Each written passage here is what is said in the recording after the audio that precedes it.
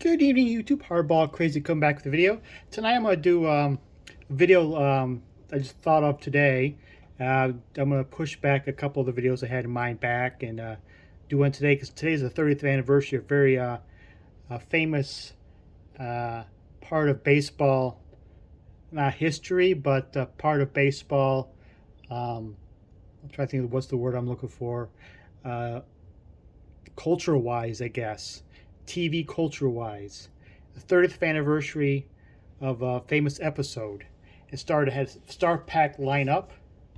It had Roger Clemens as your pitcher, catcher Mike Scioscia, first base Don Mattingly, second base Steve Sax, third base Wade Boggs, shortstop Ozzie Smith, outfield Darryl Strawberry, Ken Griffey Jr., and Jose Canseco. What am I talking about? Well, today is the 30th anniversary of the Simpsons episode Homer at the Bat. And this was the ringers that Mr. Burns signed to ensure the city softball championship. So if you didn't know the history, if you all know, if you remember this, it's like episode 17 of season 3, and softball season started up, and they had a sign-up sheet and work, and they were the workers at the power plant was like, I don't really want to play. We had a terrible season last year. Then Homer said we had a secret weapon, so they all signed up for it. And the secret weapon ended up being Wonder Bat. But Homer Simpson, he won the first one. They won everything. And to get the championship game, and Mr. Burns signed all these ringers to ensure his $1 million bet with a fellow millionaire. Those are the players. I want to give you some fun facts, some about the episode, and some other historical references you may not have known. If you watch the episode, there's some references that it's very obvious. Obviously, like the Wonder Bat is a reference to the natural Roy Hobbs and his Wonder Bat, Wonder Boy Bat. There's other fun, interesting references too. If you watch the highlights of the season before that, Homer Simpson did a called shot. So that was obviously a reference to Homer Simpson called shot. Babe Ruth called shot through 2 World Series. When the other Homer's co-workers tried to find their secret weapon, one of his co-workers said he had a piano leg, as instead of a homemade bat from a lightning hitting struck tree. A piano leg, if you did not know, was something that Norm Cash, the Detroit Tigers, tried to use a table leg in his final at bat when they were getting no hit by the Angels, Nolan Ryan in '73. The umpire did not allow it, obviously. Darryl Strawberry was getting heckled by the Simpsons, the rest of the Simpsons family. Darryl.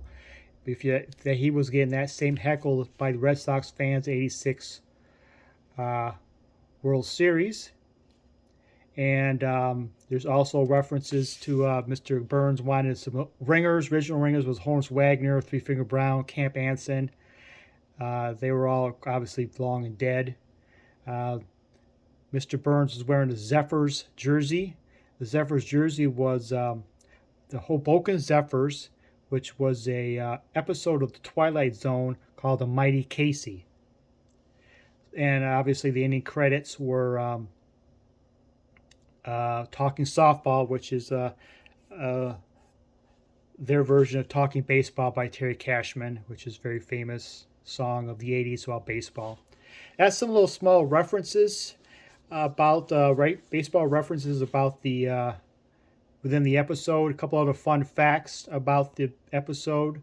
Obviously, I mentioned that it was the third season of The Simpsons in 1992, February 20th, 1992, and the 17th show. And that was the first episode that actually beat the Cosby Show head to head in the ratings. It actually drew more viewers than the Olympic Games, the Lillehammer too. And that episode pretty much kind of put the Simpsons and the Fox network in another level a little bit, kind of gave them a little more legitimacy as actually beating Cosby Show for the first time, because Cosby Show was uber popular back in the day. Boy, times have changed there, huh? Also, fun fact is the opening scenes where they were signing up for the softball team, Homer Simpson was choking on hot donuts and he needed to get a Heimlich maneuver. And what was found out later, years later, that 2 people were saved because people knew the Heimlich maneuver from that episode. So this episode actually saved 2 lives. And if you're a Simpsons fan over the years, you know that the Simpsons sort of predicted the future a little bit. And Don Mangley's was trying to get his sideburns, told to get sideburns shaved from Mr. Burns, which is sort of a couple years later. The Yankees wanted to have Mangley shave his mullet, so there was a bit of a hoopla about that, and Mangley didn't want to shave his mullet, and he was threatening to get fined and stuff, made press, and that kind of sideburn versus mullet thing kind of predicted a little bit of the future. Couple other notes from the episode is that you talk to some of the players nowadays, like especially even the Hall of Famers like Wade Boggs. They're known as much as for the Simpsons episode of his baseball career. He's on the autograph circuit and stuff. People's talking to him a lot about the episode, and when we asked him who's the greatest British Prime Minister of all time, he instantly responds, Pitt the Elder, of course. And even like Steve Sachs, people ask him, are you really part of the Steve Sachs trio, his band? And that's my little 30th anniversary fun facts and all-star lineup of the Simpsons Homer at the Bat. Hope you kind of learned something, and I kind of rewatched the episode tonight for the first time probably in 30 years. I haven't watched Simpsons for a while, and good laugh, good times. Hope you enjoyed this video, and all have a good night.